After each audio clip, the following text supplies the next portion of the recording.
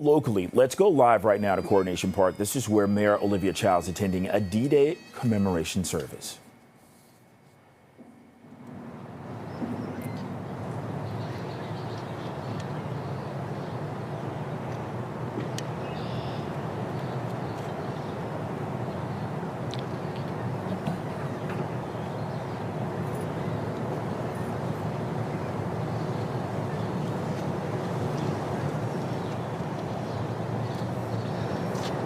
They were young as we were young. They served, giving freely of themselves. To them we pledge, amid the winds of time, to carry their torch and never forget. We will remember them. We will remember them.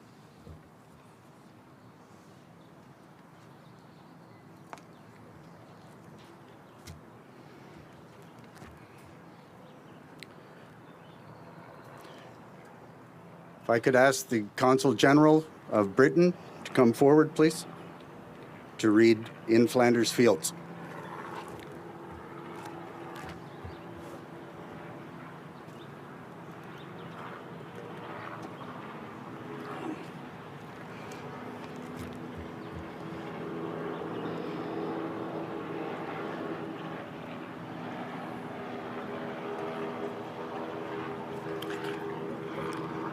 In Flanders fields the poppies blow, between the crosses, row on row, that mark our place, and in the sky the larks, still bravely singing, fly, scarce heard, amid the guns below.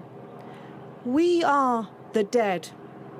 Short days ago we lived, felt dawn, saw sunset glow, loved and were loved, and now we lie in Flanders fields. Take up our quarrel with the foe. To you from failing hands we throw the torch. Be yours to hold it high. If ye break faith with us who die, we shall not sleep, though poppies grow in Flanders fields.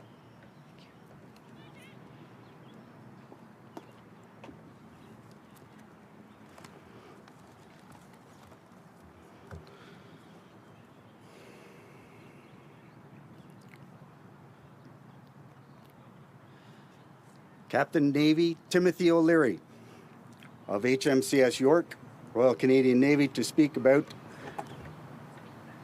today's invasion.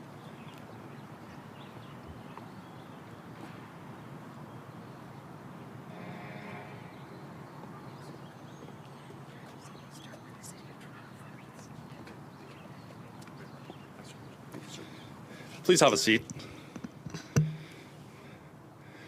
Your Honor, Consuls General, distinguished guests, veterans, c'est un vrai plaisir pour moi et les membres de vos forces canadiennes d'être ici parmi vous aujourd'hui.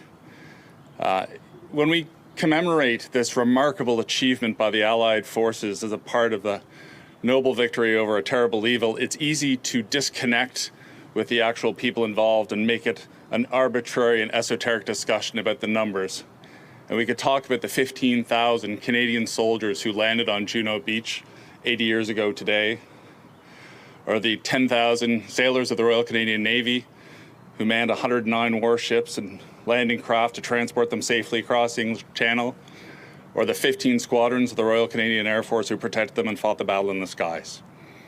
But for those of us who grew up in Toronto, Coronation Park looked a little different, because there used to be a Sherman tank right over there, and 2 artillery pieces next to a Lancaster bomber. And Her Majesty's Canadian ship Haida, a destroyer that guarded the western approaches of the invasion force, was tied up just there at Ontario Place.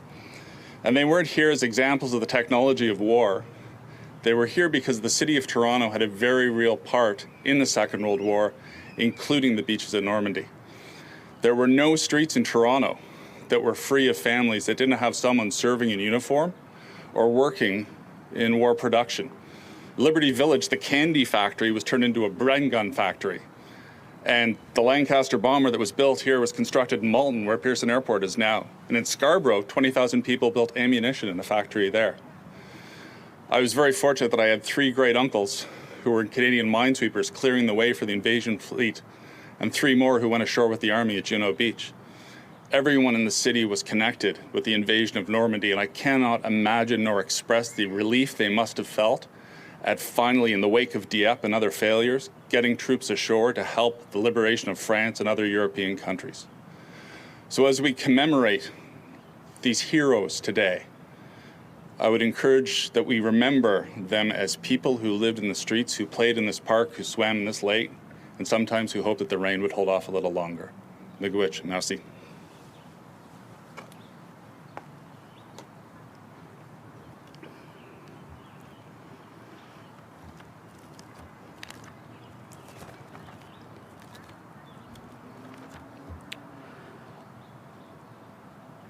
Lance Corporal Leonard Craig enlisted with the Queen's Own Rifles, 17th of June 1940 in Toronto. After training at Camp Borden in Sussex, New Brunswick, he arrived in the United Kingdom with the regiment on 29 July 1941. He participated in training for the next 3 years and was appointed to Lance Corporal in April of that year. Lance Corporal Craig landed on Juno Beach with B Company on the first wave of D-Day and was killed in action. He's buried at Bonneuil-sur-Mer Canadian War Cemetery in Normandy. He left behind his wife, Mary, daughter, Barbara, and son, Donald. We are honored to have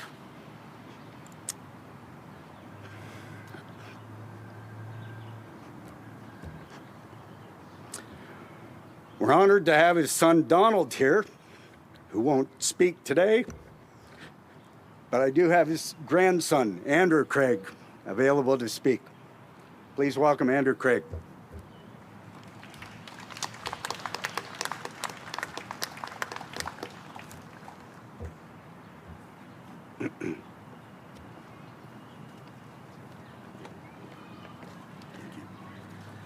Thank you for letting me speak about my grandfather today. I appreciate it. B63890, Lance Corporal Leonard James Craig, born 24 November 1911 in Ayr, Scotland, son of Margaret Youngson. Married Mary Harvey McCaig on 29 August 1931, right here in Toronto, Ontario. Had 2 children, Barbara and Donald. His son, my father, who is here today, and is 91 years of age, and has never missed a Remembrance Day or other commemorations since June 6, 1944. As was stated before, my grandfather enlisted proudly in the Queen's Own Rifles on 17 June 1940 and had previous militia service in 1931 with the Royal Grenadiers.